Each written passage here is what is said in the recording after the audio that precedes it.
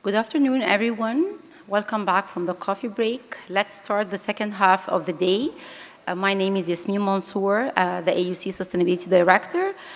Please let us start the second half of the last day of the Net Zero International Conference.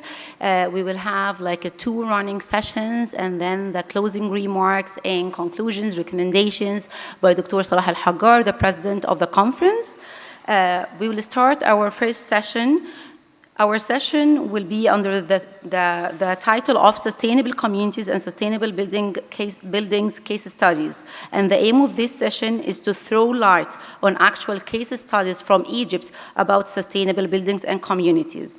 We will have three esteemed speakers in this session, and then we will move to a panel discussion with a moderator.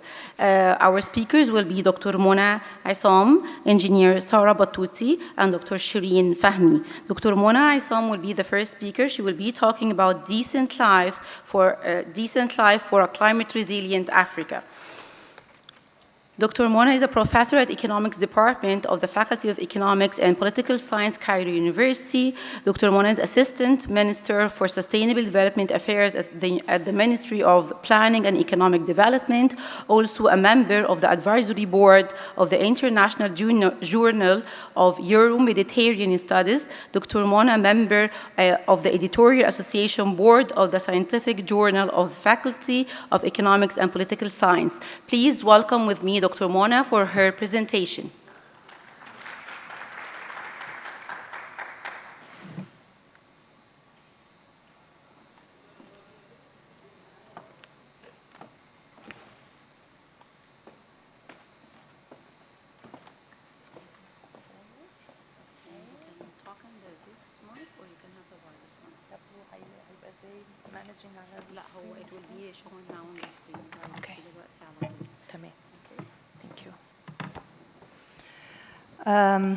Good afternoon. Really happy today to be with you in this event, and many thanks to Dr. Salah and the American University of Cairo for this invitation.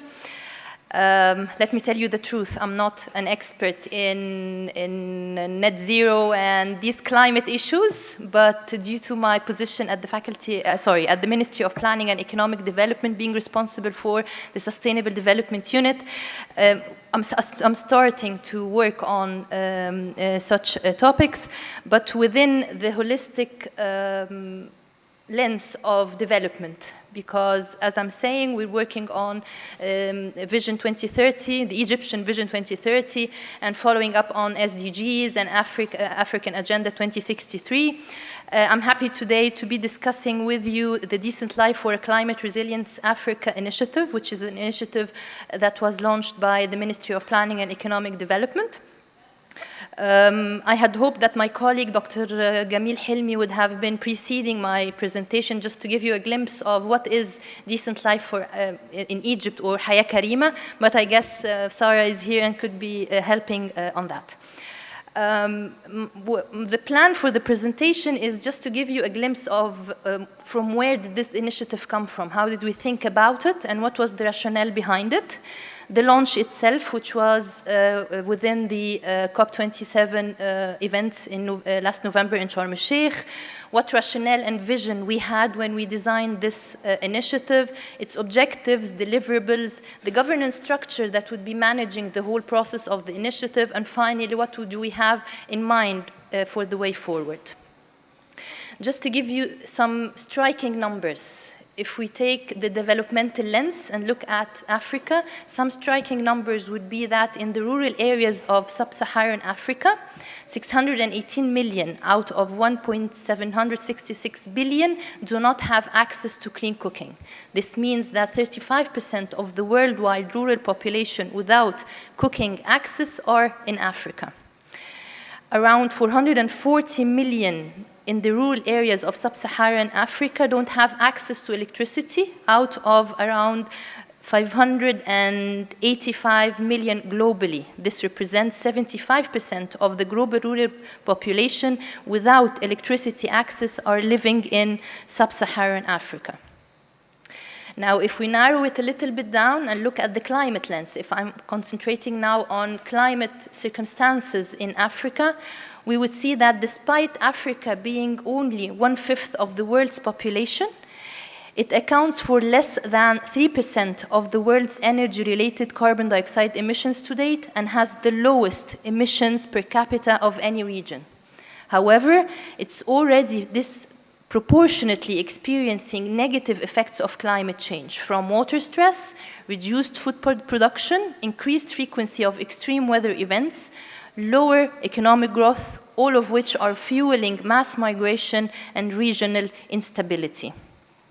And according to the IPCC's fifth assessment report, extensive areas in Africa will exceed the 2% degree centigrades by the last 2 decades of this century, noting that only 1% increase in temperature will be associated with devastating decrease in the region's most dominant sector, which is the agriculture sector, where it is expected to be experiencing a decrease in output by 2.7%. Now, this is very alarming because these impacts will mainly affect households in the African region, which depend on climate-sensitive activity, namely rain-fed agriculture, forestry, herding, and fishing. So, it's a consensus now. We all know that African continent is a climate vulnerability hotspot, where it will continue to bear and suffer impacts that exceeds its adaptive capacities. And this will affect the quality of life of all the African population. Now, such cascading challenges pose significant risks to agriculture and food security, potentially reversing any hard-earned developmental gains. However, the other side of the story is that Africa has great potential to address these challenges in a climate-sensitive manner. To give an example, Africa is home to 60% of the best solar resources globally, yet only 1% of installed solar PV capacity is there. And this is according to the Africa Energy Outlook of 2022. So what is needed and what we thought is missing is the design and implementation of policies and programs that are climate sensitive and take into consideration the achievements of the SDGs and the African Agenda 2063. So again, these are the key words. We need to design and implement the policies and programs that are not only focusing on the climate aspect, but looking at the broader vision or the more holistic vision of development.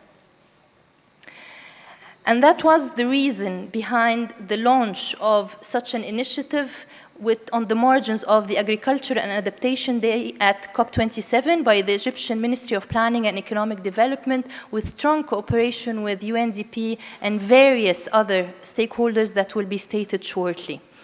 What we had in mind is to promote climate action during COP27 and really taking it seriously when we're talking about a COP that is moving from pledges to implementation.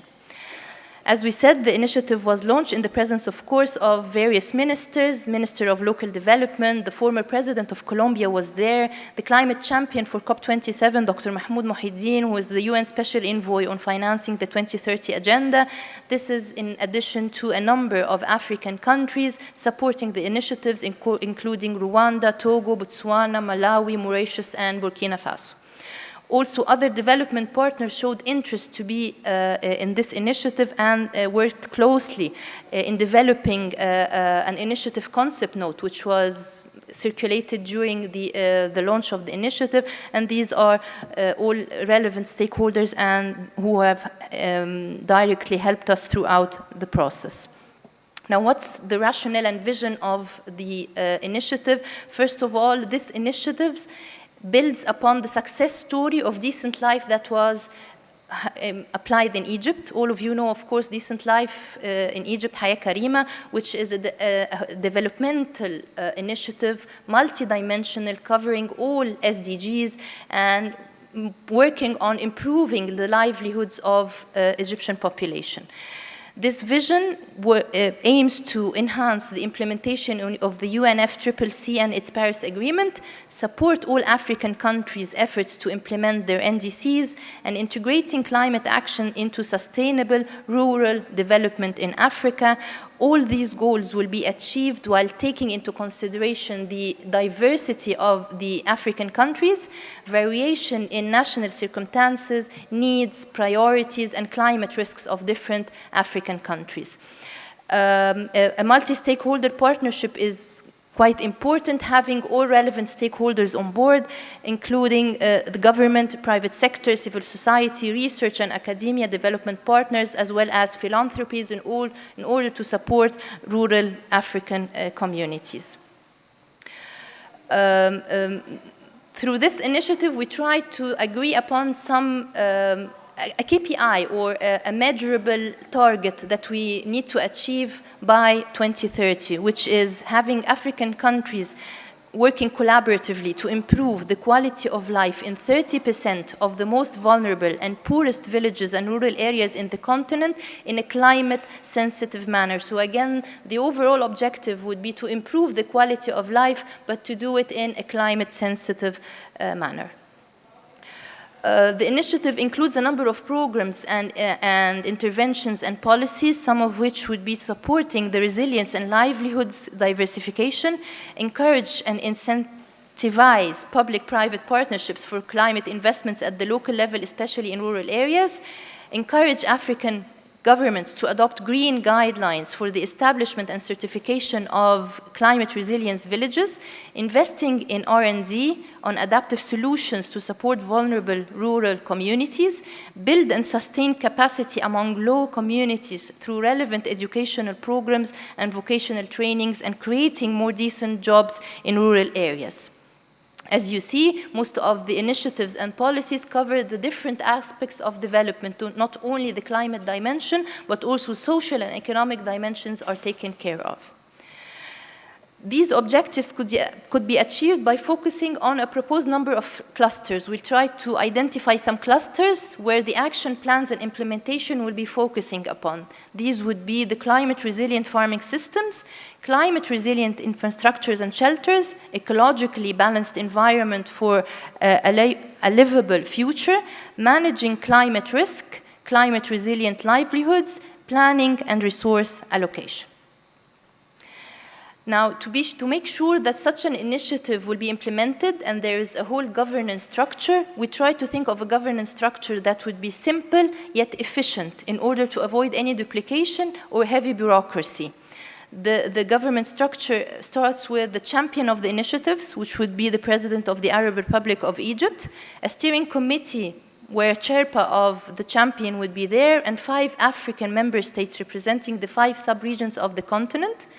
Some friends of the initiatives, all the stakeholders that we talked about, whether regional and international, would be joining these friends, and an interim secretariat, which we got a kind approval from the North African Regional Office of the United States and Local Government of Africa to host the secretariat of this initiative. Now, since the launch of the initiative, we thought that, now what's next? Egypt is the president of the COP until COP28 in November, where the United Arab Emirates will be taking lead then. So what will we will be doing in this period? We started making a series of engagements with initiative partners, including, of course, the COP27 presidency, the UNDP Egypt, which is the main partner here, the UCLG NARO office, the African Adaptation Initiative, and all this to try to think how to operationalize this initiative. This is what we had in hand. We wanted to move from just designing and talking about an initiative into a true implementation and operationalization of this initiative. From our side, we try to develop an implementation guideline, which is a document that conceptualizes and documents the process of Haya Karima in Egypt, where other African countries will build upon, and it could be used as a reference document for any bilateral engagements with any African countries or any potential partners that could be on board. These guidelines would go through the whole process of Haya Karima, from the selection of the villages and the planning for it, the steps of implementation, and going to the phase of monitoring and evaluation to make sure that the initiative is on track. We're aiming to start talking about 5 green rural villages to present at COP28, representing the 5 sub-regions in Africa, the North, South, East, West, and Central, to be considered as pilots that could be scalable and replicable across the 5 regions in order truly to achieve Agenda 2063, which is the Africa we want. What we have in mind is to go to COP28 with a success story to talk about and not just refer to an initiative that was launched in COP27. Thank you.